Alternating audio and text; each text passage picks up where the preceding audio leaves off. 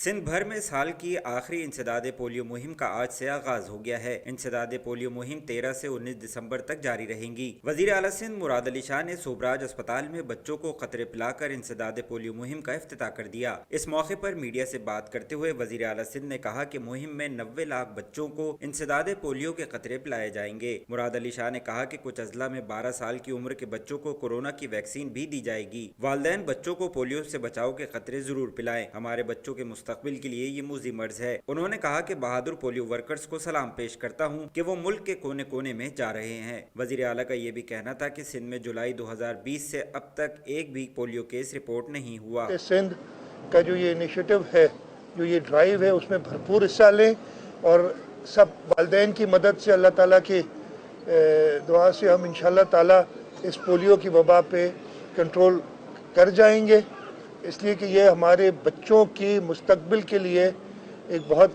मोज़ी मर्ज़ है।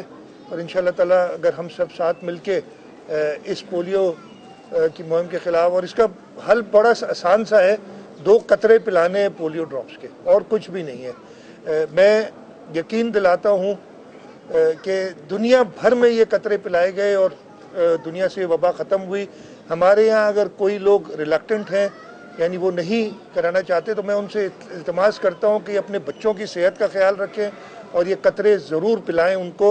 इसके साथ साथ हुकूमत सिंध जो हमारी टीम्स हैं उनके साथ पूरी तरीके से मदद करती है। हमारी जो लॉ इन्फोर्समेंट एजेंसीज़ हैं, लॉ इन्फोर्समेंट के लोग हैं, वो हमारे पोलियो के वर्कर्स के साथ साथ जाते हैं। और मैं सलाम पेश करता हूँ उन बहादुर पोलियो वर्कर्स को कि जो पूरे मुल्क के कोने कोने में जाके अपना फ़र्ज़ निभा रहे हैं और इस मुल्क के मुस्तकबिल को बचा रहे हैं।